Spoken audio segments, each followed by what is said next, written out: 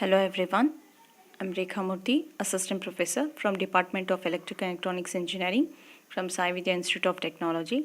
Today I'm here to solve the problem based on the retardation test. And the problem statement here is a retardation test is made on a separately excited DC machine as a motor. The induced voltage falls from 240 volts to 220 volts in 25 seconds on opening the armature circuit, and in 6 seconds on suddenly changing the armature connection from the supply to the load resistance, which takes an average current of 10 amperes. Find the efficiency of the machine when running as a motor taking a current of 25 amps on a supply of 250 volts. The resistance of its armature is 0.3 ohm, and its field winding is 200 ohm. Now let us write down the given data. So the given data will be, this will be the Vmax value, that is 240 volts, and it is getting fall down to 220 volts. With a time period T1 is equal to 25 seconds and T2 of 6 seconds. Then also they have given the average value of the current, that is around 10 amperes, right? And they have asked you to determine the efficiency of the machine as a motor. In that, they have mentioned the line current, input current, that is 25 ampere, and the supply voltage of 250 volts, with an armature resistance RA of 0.3 ohm and the field winding resistance R shunt as 200 ohm. So let us determine the efficiency as a motor. So how to determine the efficiency of a motor? We know that it is given by the input minus losses divided by the input into 100. Right? Okay. So how to determine the input? As I told you, the input of a motor can be given as V into IL. So when you substitute, the supply voltage V is 250 multiplied by 25. It leads to around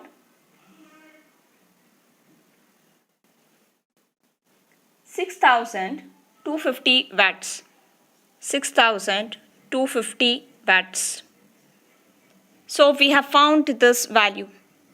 Now let us determine the losses. The losses can be given by the variable loss plus the constant loss. What is that constant loss? We can call it as stray loss. In the variable loss, we have another two types: armature copper loss and shunt copper loss. First we will determine this value. Armature copper loss is given by IA square into RA. Okay, and shunt copper loss will be I shunt square into R shunt. So to get this value, we know RA, we know R shunt, right? But we don't know the armature value of the current. To get the value of the armature value of a current, we know that for the shunt machine, how to determine the armature current? It is given by IA is equal to IL minus I shunt. Right? How to determine the I shunt? V divided by R shunt. So this basic thing we have already solved in the module 1. V by R shunt. When you solve this V by R shunt, V is the supply voltage 250. okay, divided by R shunt value 200. It leads to 1.25 amperes. Now the line voltage is line current is 25 amps. Now when you solve this, the armature current it leads to around 23.75 amperes. 23.75 amperes. This is how the armature current is found. Now once you determine the armature current, now you can find out the copper loss. Yes? Okay. When you substitute this Ia square into Ra, okay, so we will get the Ra value. You have to substitute it as 0.3. Okay, so it leads to 169.2 watts. 169.2 watts. Okay. Similarly, for the shunt copper loss, that is I shunt square into R shunt, we will get the value as 312.5. 312.5 watts.